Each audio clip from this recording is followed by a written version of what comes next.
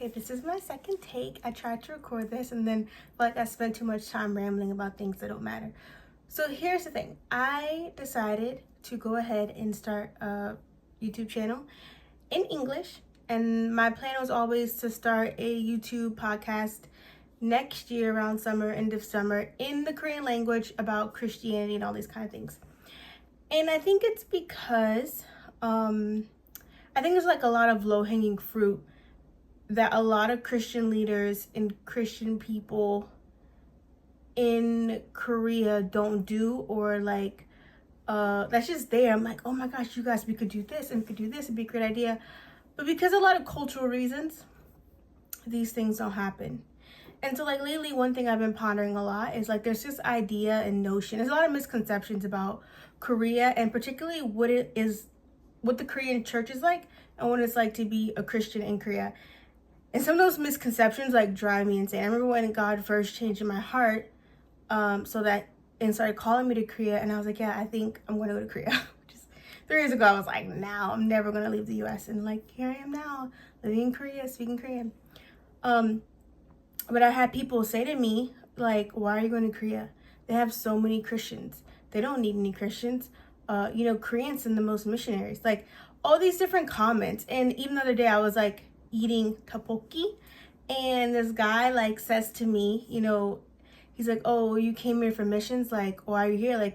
We have a lot of Christians. And I just was I found out later he doesn't identify as a Christian. He said he was, and then now he's looking into Buddhism because it's what originally Koreans were, and it feels like it might be good for him, but he still kind of believes the truth of the Bible. Anyways, this was in Korean, so maybe there's some things I missed, but that's what he said. And, I told him, I said, 60% of people in Korea identify as atheist. It was 30% identify as Christians. I think the newer numbers are around 20 to 25% people identify as Christian. Which, when you I think part of the reason I decided to do this podcast is because truthfully, I don't feel like Korea is a Korean nation, and I feel like it can't be identified that way, particularly because of Confucianism. I think that Korea cannot be Confucian and at the same time be Christian, because Confucianism and Christianity, they're diametrically opposed in a lot of ways. Although I think there's some values in Confucianism I think are good, but when taken to the extreme, they're anti-Christian.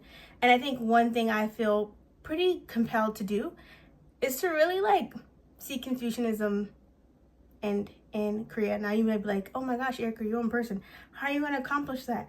I cannot do anything on my own. John 15 says, Jesus prays and says, I can do nothing without the Father can't do anything without me. So will I single-handedly do this? No. But do I think that God could do it through me and a bunch of other people in Korea? Absolutely, because God can do anything. And so I think I decided to go ahead and start a YouTube channel. And what I primarily, I think, want to talk about is just the problems that exist in, I would say, the Korean Christian church. And some people might take issue with me doing that because, look at me, I'm not Korean. I always say I'm Korean in my heart, though. And a lot of my Korean friends and family joke that I love Korea more than Koreans. Because that's also an issue here. A lot of Korean people, I hear it so much, they hate Korea. They don't want to live in Korea anymore. I've even seen Instagram videos of people talking about how much they don't like Korea. And these are Korean people. And I just hear this sentiment a lot. I want to go to a different country. Or I should have spoke English and go to a different country.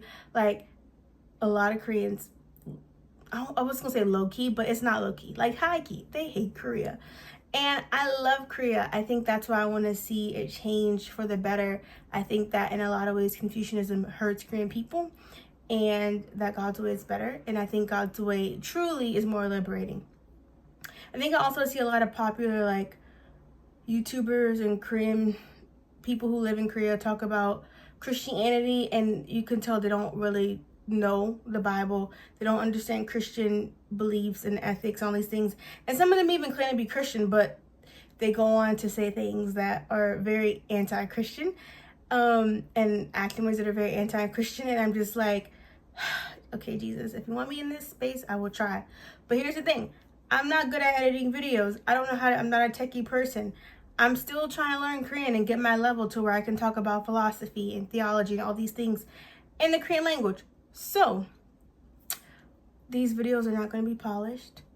I even thought about, oh, could I do subtitling and put everything into Korean so that if my people who I know who are Korean and don't speak English, like if they want to look at this, they can. But I don't got to, I could do it. I mean, like with the help of a translator and my knowledge in Korean, I am at the point where I can do that. I've translated a lot of my own stuff now. However, I don't got time for that. But if anyone at any point wants to help me with any of these things, feel free because I'm, any advice to that, like if I could do things more simply in a way that's easy and better, then like, sure, I'll take that. But yeah, I think if anyone has questions, I think I will go through a lot of stories because I think, again, people have misconceptions that are not true. And I think lately I've been struggling also with just not feeling like I have a lot of support. And when I say support, I mean like emotional support,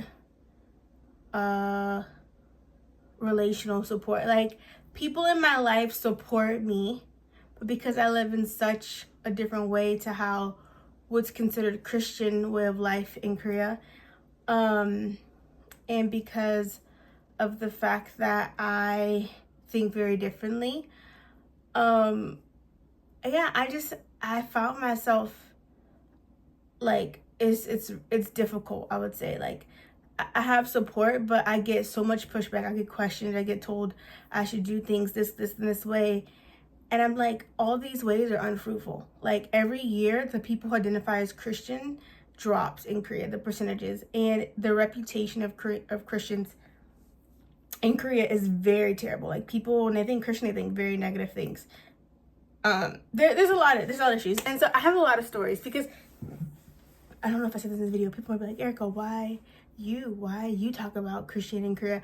I think a lot of, even the Korean people, mostly Korean Americans that I've seen talk about these things, about Christianity in Korean culture and church, they are either, I think I've seen most of them, almost all the ones I've seen are people who don't generally identify as Christian. Or if they do, they might be like, yeah, I'm a Christian, but you can tell they don't read the Bible, they don't understand. And so, yeah, I think I want to be able to, I love the Bible. I love opening the Bible and God's word and study it. I love to be able to bring, again, a biblical perspective. But then I also think that a lot of Koreans, because of Confucianism, even Korean Americans, also known as Gyopos, even them, they have a hard time, I think, either acknowledging certain difficulties or straight out just saying this is wrong, because I think there is an unwillingness to like want to say like this culture is bad because they still want to be seen as Korean, and so they don't want to like, they feel a sense of like, I need to defend this and protect this because I'm Korean and this is a part of my Korean identity. And so I don't know, but even though I'm not Korean, I've spent a lot of time with Korean people, like a lot. Like I intentionally, while I'm living in Korea, don't really meet with foreigners very often, unless it's people visiting, like my friends from the US, people visiting, or if God tells me to help someone, I'm not gonna be like, I'm not gonna help that person because I don't do that. But basically, I try to, because I want to learn Korean, I try to spend most of my time with Koreans. Every time I go to a new Korean church, I'm always like going into these churches. I learned so much about Korea, Korean culture. I don't even know how many Korean churches at this point. And you would think, oh, I've seen it all. Like I've seen all there is to see, all the differences, all the things that I could learn. And I'm like, sometimes I'm still dumbfounded. I'm like, what? This is like a normal thing? Like, why is this a thing? Well, and and so anyways, I have a slew of stories that I could share about things that I'm like, oh, this is different. This is like, I don't know. So oh my mind. Anyways, so I think that's what this whole podcast and this whole thing will be about. It will be about Korea and understanding the culture, why things are a certain way. And I think the last thing I'll say is like, partly, I think I felt frustrated with a lot of particularly Korean American Christian leaders that I know or have seen. Because I think that, I don't know if it's like a double standard or like a double life, but there's things I think they would not accept in their churches or the way they live in America. Like they would condemn it or speak against it, but they tolerate it and accept it from Korean gathering spaces, leaders, because I think they feel like they have to have an allegiance to Korea, because I think Korean American people particularly already feel like people say, oh, well, you're not really Korean because whatever, right? Maybe they don't speak Korean, maybe this, maybe that, right? You're not really Korean, like you're American. And they're like, no, but I am Korean too. Right? It's like a third culture child kind of like mixed identity thing. So I think they will tolerate stuff from the Korean side because they don't want to be more isolated or pushed away than they already are. So I think that might be part of it. But I think I've been frustrated because I'm like, this isn't right. Some of the stuff isn't right. This stuff, some of this does not honor God. Some of it's not biblical. And at the end of the day, I think we should go after what's most biblical, what most aligns with God's kingdom, regardless of culture. And I think I used to be of the opinion, like when it came to Black stuff, like, oh, I don't think I ever explicitly said if you're not Black, you can't critique Black stuff, but I think I was kind of raised with that idea. But I realized it's dumb. I realized the way I think is dumb. Like, I mean, if a Korean person want to talk about stuff about Black culture that was factual and wrong, I'd be like, yeah, they're right. I'm like, people talk about stuff and I'm like, yeah, that's right and it's wrong, and I'm not gonna. Like, if you have facts, you have facts. If there are things, like, there's no perfect culture, and I think there's a way that every culture has to bend the knee to Jesus.